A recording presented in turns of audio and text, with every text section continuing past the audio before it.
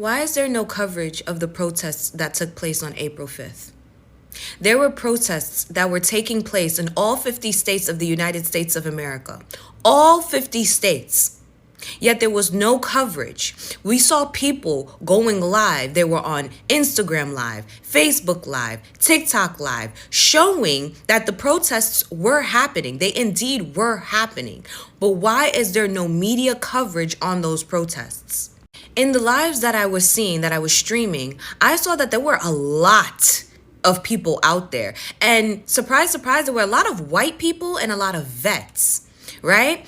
And not only was I paying attention to who was in the crowd, I was paying attention to the police officers, to law enforcement, where they were, what they were doing, how did they look, how they were behaving, because I've witnessed, I've been a part of several protests, especially during the Black Lives Matter, and I know what law enforcement was looking like when it was you understand, those type of protests back in 2020. So I was looking out in the videos, in the streams, looking to spot law enforcement, to see the barricades, to see law enforcement in fucking bulletproof vests with K9 dogs and batons and forcing and huddling everybody in one corner. I was looking out for that.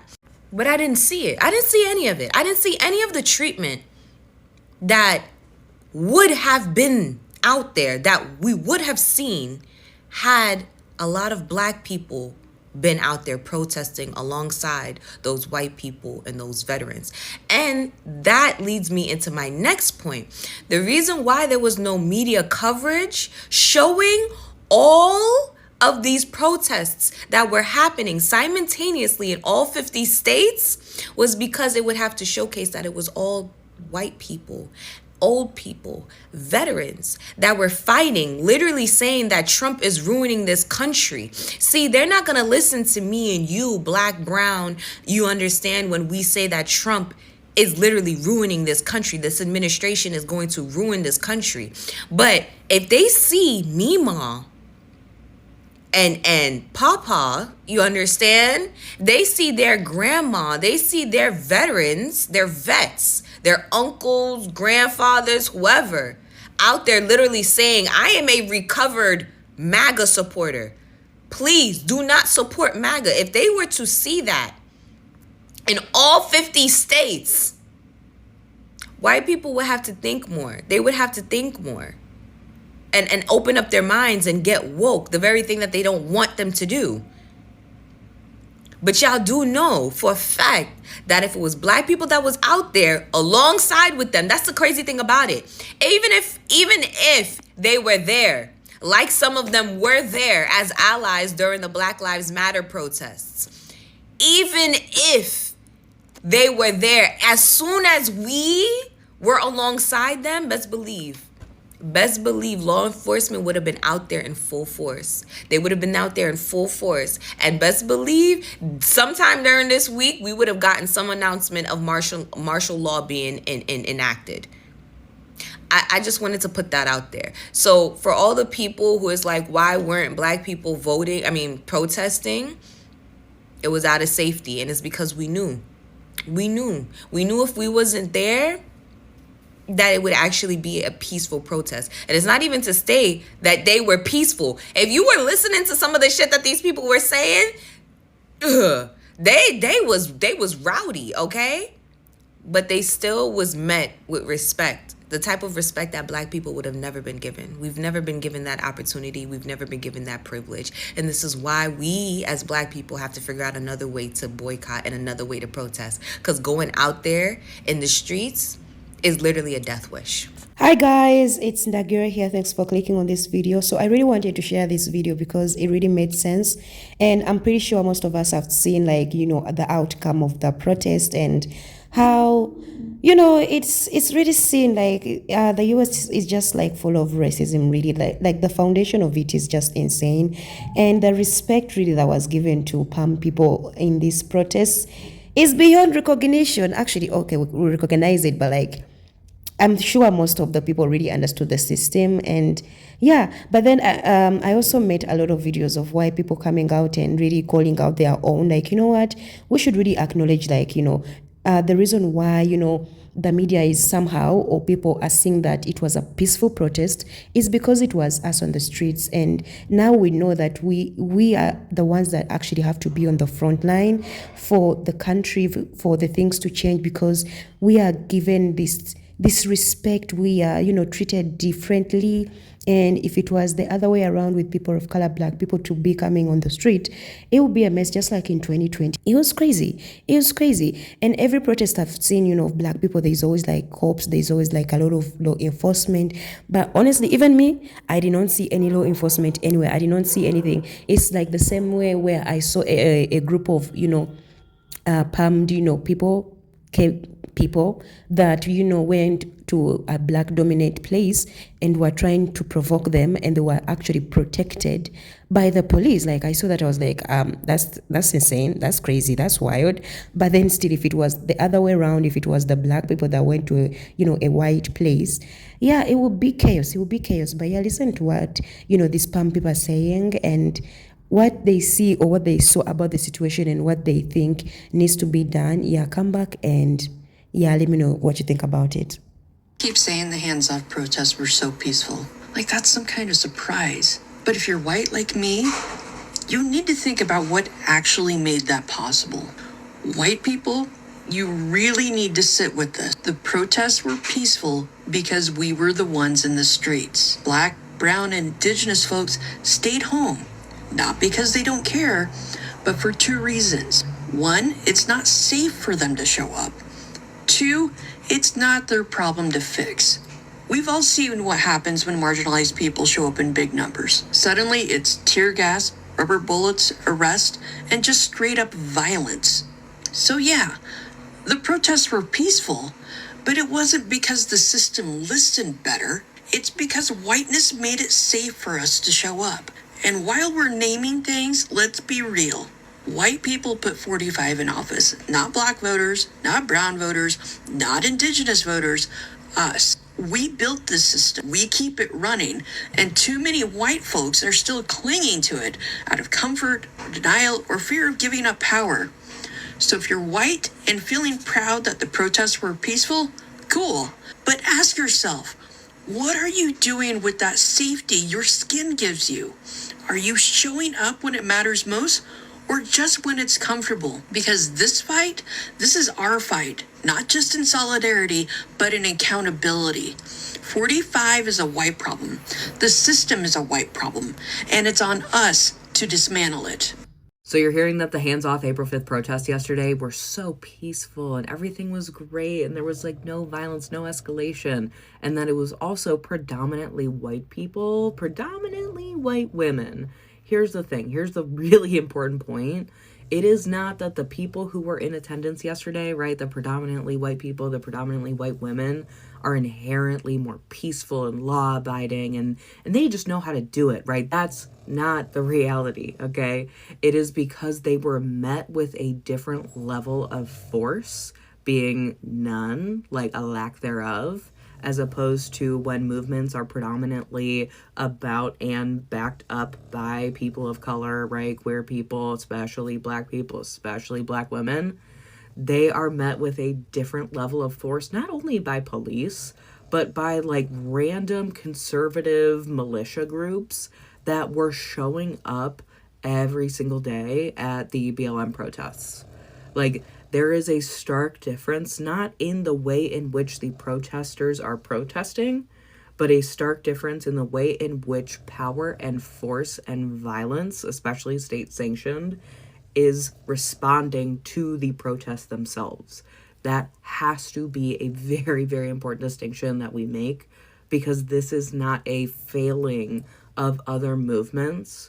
This is a failing of our police presence, of the militias, of the power and force and violent force therein. Ultimately, who gets to protest peacefully and who gets met with extreme and violent force is not due to the protesters themselves. It is far more a reflection of power and control rooted in racism. And it's horrific. And yesterday we saw the stark contrast between what it looks like to be a white body versus what it looks like to be a black body in places, in public spaces where you are allowed to protest and talk about your humanity and your rights. We saw a difference. And again, it's not because of the protesters, it's because of the force in which they were met. Hey, white people, let's talk. Sometimes I forget that white people aren't as engaged with Black creators on this app and in the world as I am. So there was something over the weekend that I thought everybody was very well aware of, but I'm understanding that that's not the case. I was talking to my mom today, and she and my brother went to a protest on April 5th to protest Trump and all of the things that have been happening for the last couple of months. So she was telling me about her experience, and she said it was like a love fest. It was so nice to be with all of these people, thousands of people, and everybody signs and all this stuff. And I said to her, did you notice that there weren't many Black people there, if any? And she was like, yeah, actually, I did notice, and I was confused, and I was like, I thought Black people were really upset about him too, and I didn't understand. This is my mom talking. So I explained to her that 92% of Black women and 80-some% of Black men did what they were supposed to do back on November 5th. And they are now resting, and they are not participating in these here protests. And that there was a concerted effort for Black folks to stay home yesterday on April 5th. And to be honest, I think she's still confused about the why. But I'm working on that. But do yourself a favor and follow Black content creators here on TikTok, because you will learn so much, and you will be able to use your new knowledge to help educate the people that you are in proximity with. But yeah, white folks, if you didn't know, Black folks said, we're not marching on April 5th. We're not doing it. We're going to stay home. We're going to let white people get us out of this mess, because white people got us into this mess. The more you know. Did you know that yesterday's hands-off protests were peaceful, not because Black people didn't show up, but because white people did? Hello, I'm Earl from CBU, Crackers Being Useful, and I want to get into this. I've been seeing some stuff about how peaceful the protests were yesterday, and people are correlating that with the fact that most Black people stayed at home. If anything, this proves how aggressive the police are with Black protesters. It has nothing to do with the protesters that didn't show up. It has everything to do with the protesters that did show up. It was peaceful because white people are treated differently by the police than Black people. And another thing I want to add right here at the end is I'm seeing a lot of stuff from white folks talking about how we got to do something because they were raised white trash, they were raised poor, so on and so forth. I want you to stop for a second. If you've been telling yourself this, if you've been telling yourself that you know the Black experience because you are white trash or raised poor, I need you to stop equating poverty with Black people. Please. Y'all have a good day. You know, the fact that it was veterans and, you know, the old people that were out on the streets protesting, it speaks volumes. They are saying that their country is being put down and being broken down by their own, and they just have to get up, go and do something. Because, I mean, at this point in time, they are the ones that are supposed to like come out and talk and fight for the change that they need to see happen. But the person that they voted for is actually breaking down their country. And I love that they really had to come out and do whatever they did. Like really, they did show up, and I really appreciate that they did. And a lot of Black people have seen have appreciated that. Like they've really appreciated that. I've seen a few, in tears, like, oh my God, that is like nice to see. And, some were like, okay, we are sorry we couldn't make it because, you guys need to understand the moment our faces, our bodies were seen, it will be crazy. But we love that you guys, did it, and you should keep doing it. It should just not be one way or just once. It should just keep on happening and happening. And I also feel like that's why the media did not put in the effort to show this, these protests a lot, because it would open a lot of eyes of the palm people to see like, hey, reality is kicking in and our country is being, broken down. The fact that it's our grandparents on the streets, doing the protests, that's something. It is serious. So I just love what happened. I just loved seeing it. And this is why I always come out here, guys, and I share these videos of, why people coming out and, talking about things that matter and also calling out their own. Because to me, it makes sense to me that it should not just be people of color or black people talking about injustice, racism, and, inequality when they are just silent. They need to come out as the people that benefit a lot in these systems of today that we live in. So I really liked, what I saw. Like me personally, I liked seeing it.